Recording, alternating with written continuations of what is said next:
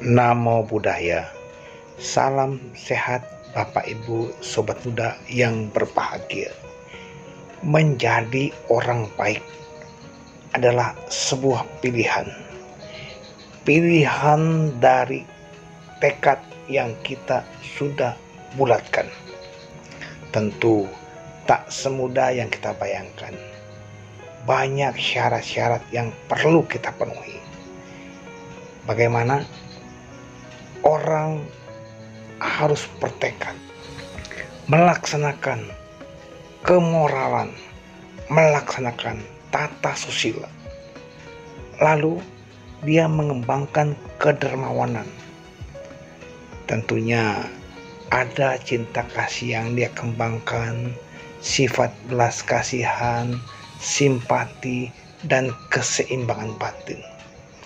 Semua ini patut dilakukan dalam kesehariannya, yang pasti berawal dari pikiran-pikiran benar. Bapak Ibu Sobat Muda, melaksanakan kebaikan-kebaikan tentu ada tantangan yang perlu diatasi. Jangan sampai goyah. Karena apa?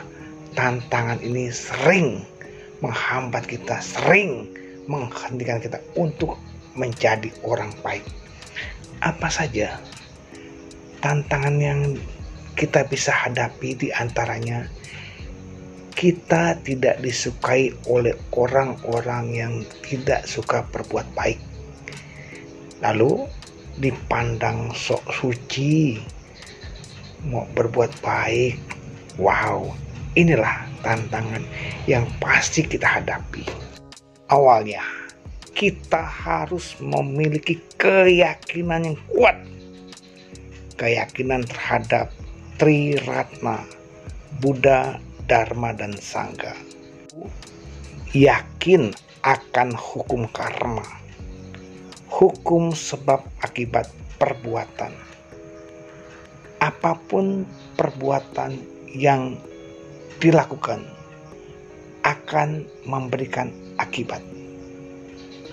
Pembuat kebaikan akan memetik kebahagiaan, pembuat kejahatan akan memetik penderitaan.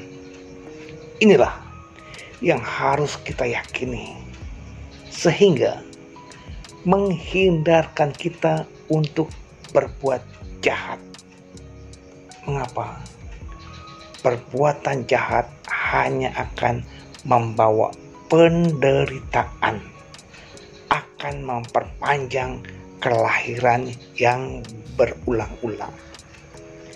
Lalu sebaliknya, kita tingkatkan kebaikan-kebaikan sehingga kita memperoleh kebahagiaan.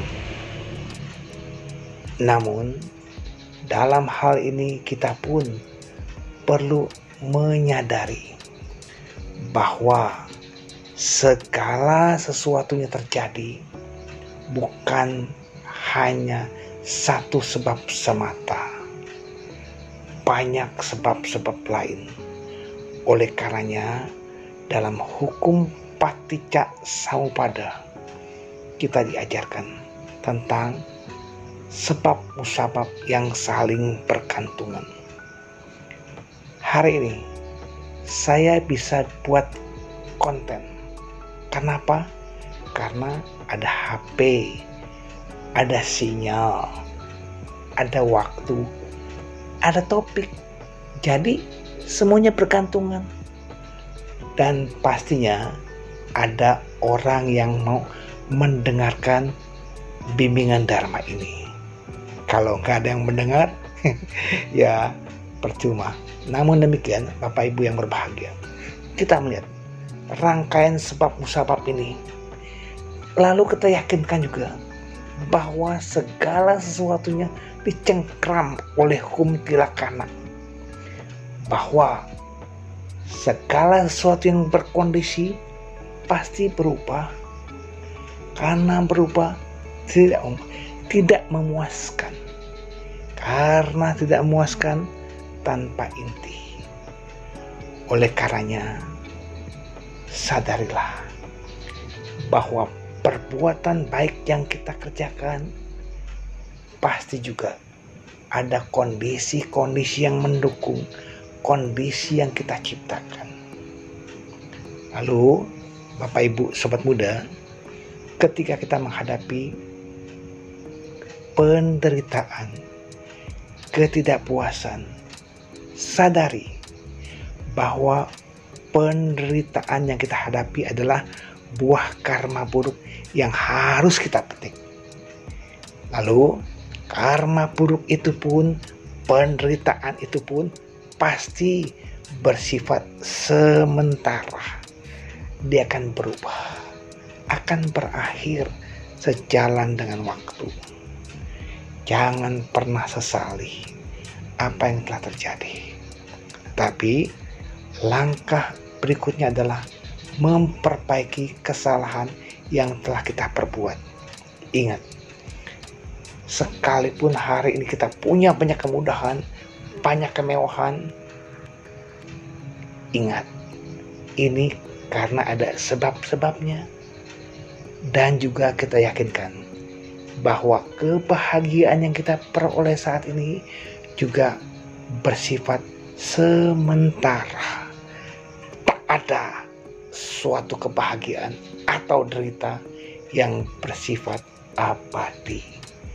Oleh karenanya, ayo kita pelajari kembali ajaran-ajaran yang membawa kita pada pencerahan. Memang sulit, butuh pemahaman.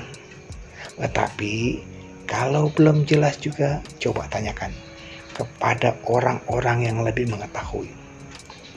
Apakah setiap perbuatan yang kita kerjakan itu disebut karma?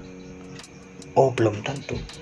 Karena yang namanya karma adalah perbuatan yang didahului oleh kehendak, oleh cetana.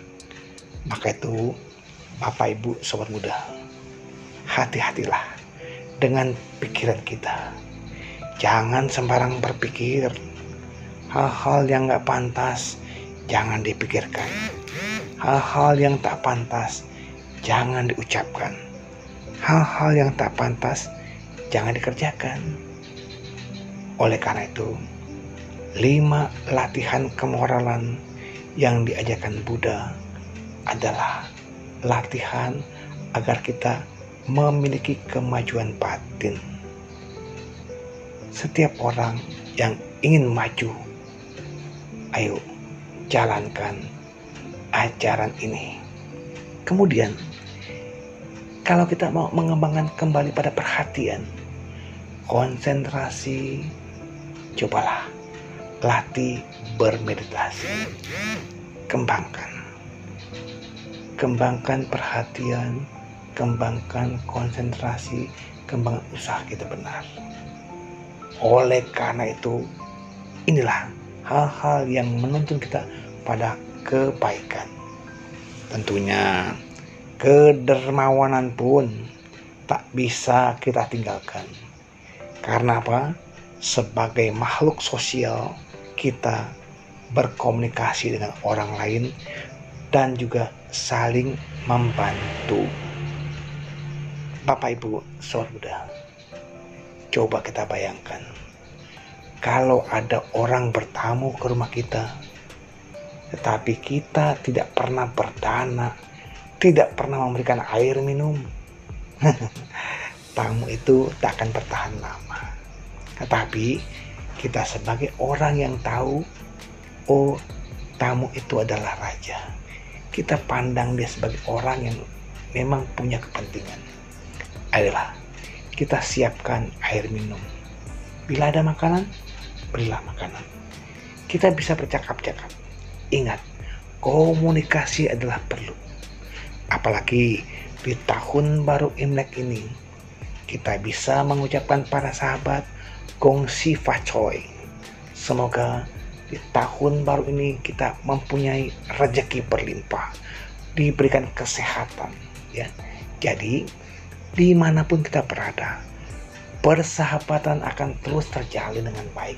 Bila kita mau berkomunikasi, suka memberi, lalu juga mau saling tolong menolong, yakinlah kebahagiaan itu akan datang.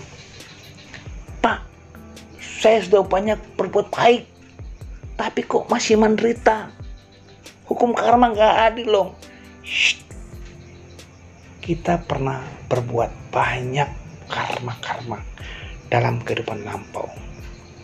Karma baik yang kita tanam bisa saja belum berbuah, tetapi karma buruk dari kehidupan lampau berbuah terlebih dahulu. Jadinya kita memetik karma buruk dari buah karma buruk yang lampau. Sedangkan karma baik yang kita tanam pada saat ini belum berbuah. Kalau mau juga supaya karma buruk tadi tidak sempat berbuah, kondisikan. Selalu kondisikan karma baik, dan karma baik. Agar kondisi karma buruk yang akan berbuah tidak ada peluang.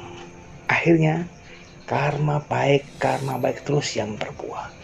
Sekalipun berbuah karma buruk itu, ya akan menjadi ringan, ya akan menjadi ringan.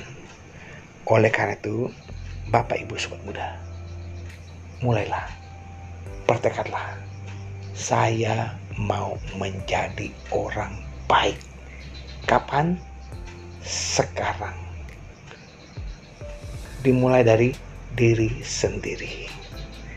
Semoga uraian singkat ini akan mampu menginspirasi kita untuk senantiasa berbuat baik. Terima kasih. Salam sehat selalu. Namo Buddhaya.